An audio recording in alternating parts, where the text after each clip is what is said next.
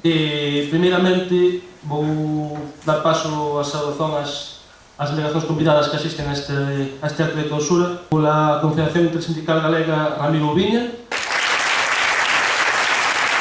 pola Central Unitaria de Traballadores Leonardo da Cruz, pola Organización Xuvenil Isca Antías Fernández e Breixo Lousada, pola Mocidade Nacionalista Galega Paulo Carlos López, Pablo Velay e Pablo Dortajada,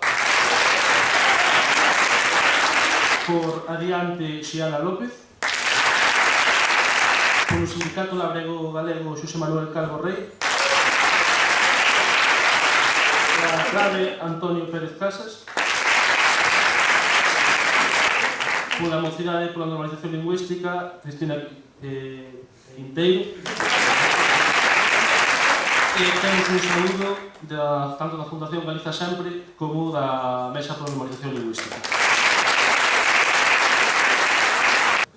Ben, paso a ler agora primeiro os nomes das persoas eleitas pela Comisión de Garantías e Normalización e despois os nomes que subirán aquí das persoas eleitas ao noso Consello Nacional. As persoas que integrarán a Comisión de Garantías neste proceso interassemblear son Antía Comesaña,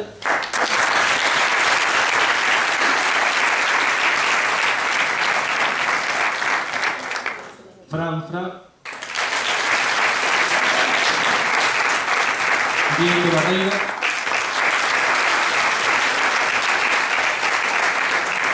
Raquel Vázquez e Maite López.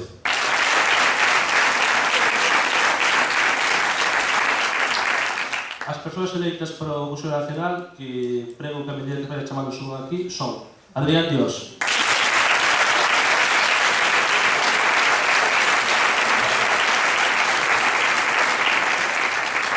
Miguel Rodríguez,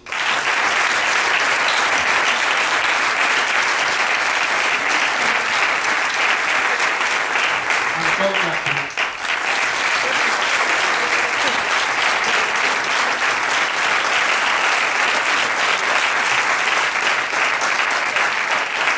Anxo Sánchez,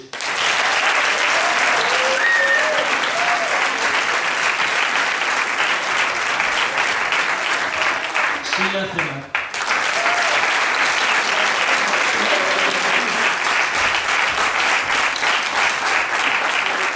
Celia López Santos,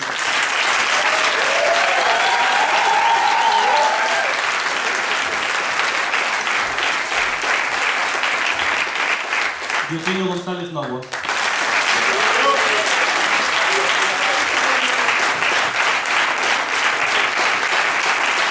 Laura Rosalén Cristóbal,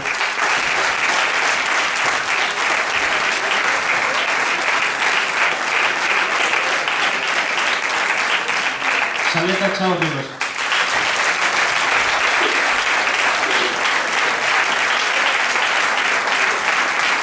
Denise Vicente Rodríguez,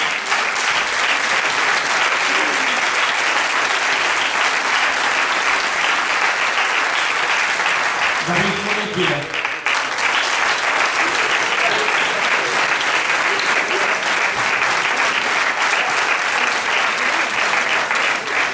Víctor Ciadas,